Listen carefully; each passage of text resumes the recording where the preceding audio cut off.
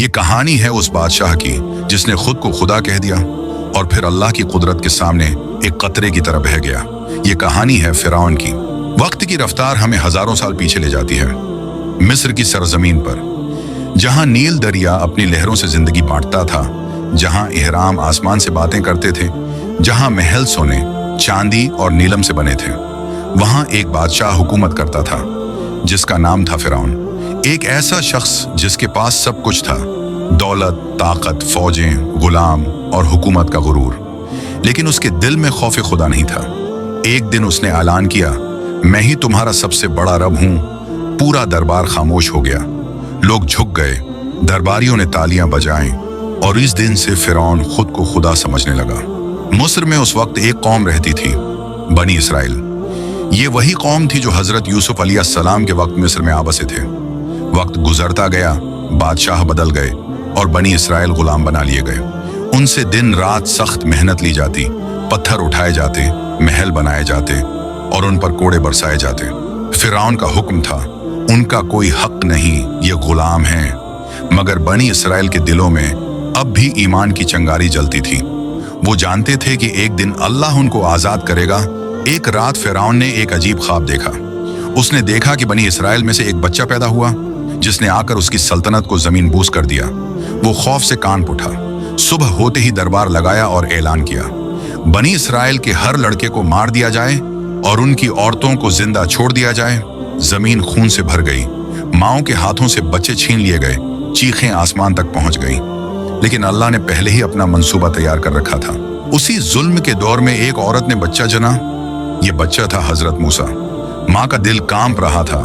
बाहर फिरौनी सिपाही दरवाजे दरवाजे छान रहे थे। उसी वक्त अल्लाह ने उनके दिल में वही डाली, उसे एक संदूक में रखो और दरिया में डाल दो, मैं उसे तुम्हें वापस दूंगा और उसे अपना रसूल बनाऊंगा। माँ ने आंसुओं के साथ अपने लाल को दरिया में बहा दिया। संदूक नील की लहरों पर बहता हुआ कहाँ जा पहुंचा? फिरौन के महल के बाग में। महल की मुल्का आसिया बंत मुजाहिम ने जब उस बच्चे को देखा तो दिल पिघल गया। उसने फिरौन से कहा, ये बच्चा हमारी आंखों की ठंडक होगा, उसे कत्ल न करो, शायद ये हमें फायदा दे या हम उसे बेटा बना लें। और फिरौन जो सब बच्चों को मरवाता था, उसने अपने ही हाथों से उस बच्चे को गोद में उठाया। मूसा महल में पले बढ़े। उन्होंने इल्म, अक्ल और शजाअत पाई, लेकिन उनके दिल में अपनी कौम का दर्द हमेशा जिंदा रहा। एक दिन शहर में उन्होंने देखा कि एक मिस्री सिपाही एक बनी इसराइली गुलाम को मार रहा है। मूसा आगे बढ़े और एक मक्का मारा, सिपाही मर गया। ये हादिसा उनके लिए आजमाइश बन गया।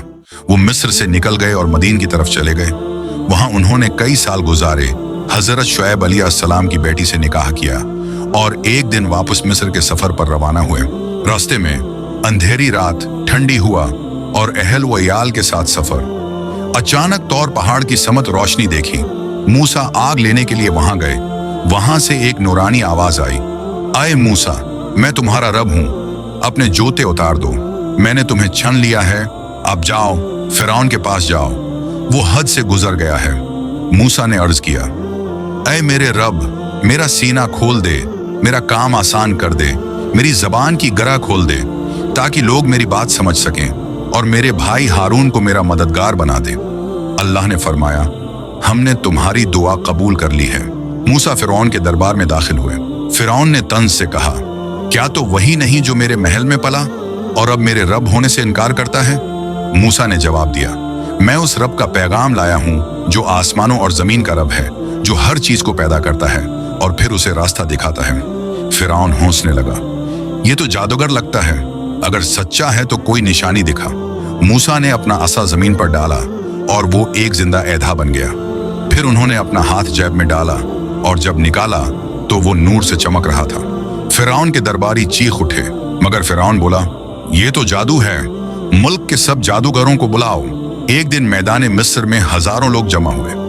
जादूगर आए, उन्होंने अपनी रस्सियों और लाठियों को फेंका, वो सांपों की तरह रेंगने लगी।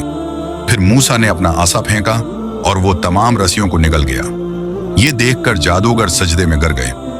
उन्होंने कहा, हम ईमान लाए उस रब पर जो मूसा और हारून का रब है। फिरौन गुस्से से लरस गया, मेरे हुक्म के बगैर ईमान लाए, मैं तुम्हारे हाथ और पांव मुखालिफ समतों से काट दूंगा। उन्होंने कहा, तो जो चाहे कर ले, हम अपने रब की तरफ लौटने वाले हैं। फिरौन ने बनी इसराइल पर जुल्म मजीद बढ़ा दिया, लेकिन अल्लाह ने हुक्म दिया, ए मूसा, अपनी कौम को रातों रात ले जा। रात के अंधेरे में हजारों लोग निकले।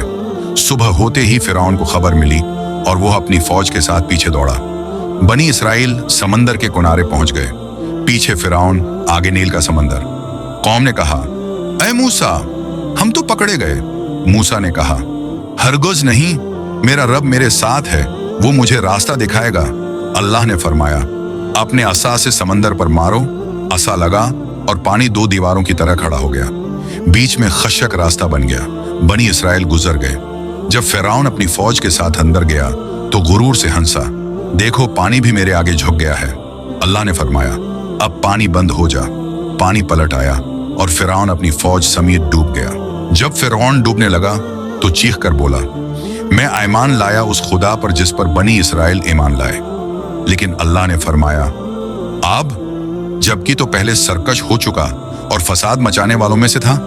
यूं वो बादशाह जो खुद को खुदा कहता था, पानी के एक कतरे के सामने हार गया। अल्लाह ने फरमाया, आज हम तेरा बदन बचा लेंगे ताकि तो उनके लिए निशानी बन जाए जो तेरे बाद आए। सूरह यूनुस 92।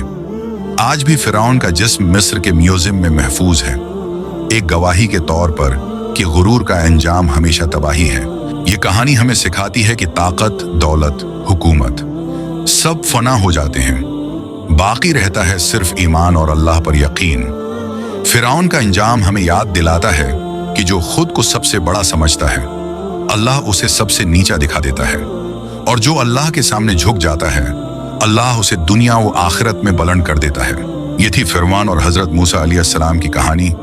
गुरूर का जवाल, ईमान की जीत और अल्लाह की कुदरत की सबसे बड़ी निशानी।